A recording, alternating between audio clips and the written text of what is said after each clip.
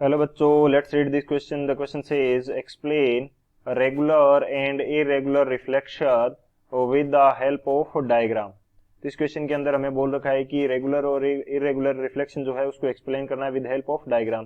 तो बात करते हैं हम लोग की कंसेप्ट की यदि बात की जाए इस क्वेश्चन के लिए की कंसेप्ट, तो हमारे पास क्या की कंसेप्ट यूज होगा. हम यहाँ पे सबसे पहले बात करते हैं रिफ्लेक्शन की कि रिफ्लेक्शन क्या होता है.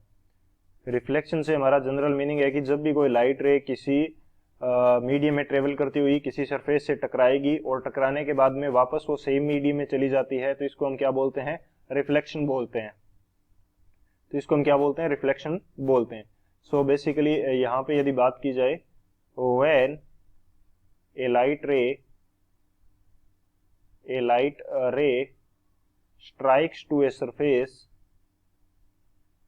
strikes to a surface and revert back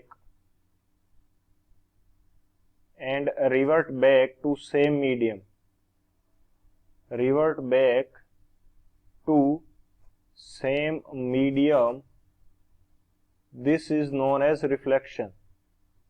This is known as a reflection of light. This is known as reflection of light. तो ये हमारे पास क्या होता है, लाइट का रिफ्लेक्शन होता है. सो ये हमारा की कंसेप्ट होगा. इसकी की कंसेप्ट से हम समझेंगे रेगुलर और इरेगुलर रिफ्लेक्शन को. तो बात करते हैं सॉल्यूशन की यदि बात की जाए इस क्वेश्चन के लिए, तो हमारे पास क्या सॉल्यूशन होगा. तो first of all solution part के अंदर हम बात करते हैं रेगुलर रिफ्लेक्शन की. Regular reflection. So regular reflection क्या होता है, जब भी हमारे पास रिफ्लेक्शन हो रहा है किसी स्मूथ सरफेस से, तो इसको हम क्या बोलेंगे, रेगुलर रिफ्लेक्शन. तो रिफ्लेक्शन फ्रॉम स्मूथ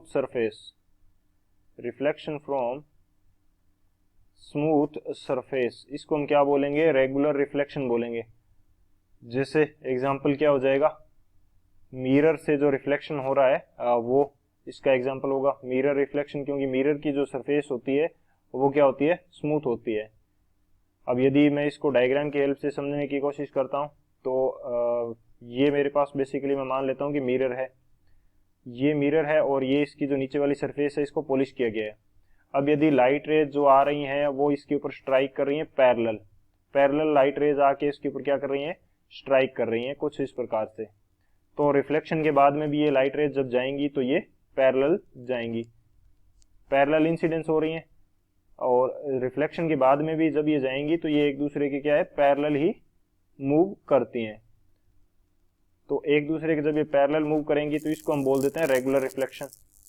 सेकेंड हम बात करते हैं इरेगुलर रिफ्लेक्शन की.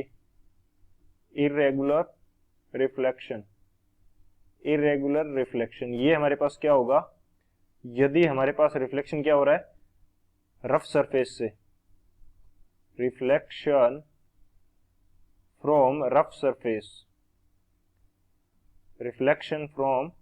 रफ सरफेस से यदि रिफ्लेक्शन हो रहा है तो इसको हम क्या बोलेंगे, इरेगुलर रिफ्लेक्शन बोलेंगे. एग्जाम्पल हमारे पास हो जाएगा कि कोई भी यदि पेपर है या कागज है तो उससे हमारे पास जो रिफ्लेक्शन होता है वो कैसा होता है, इरेगुलर रिफ्लेक्शन होता है. तो यहाँ पे रिफ्लेक्शन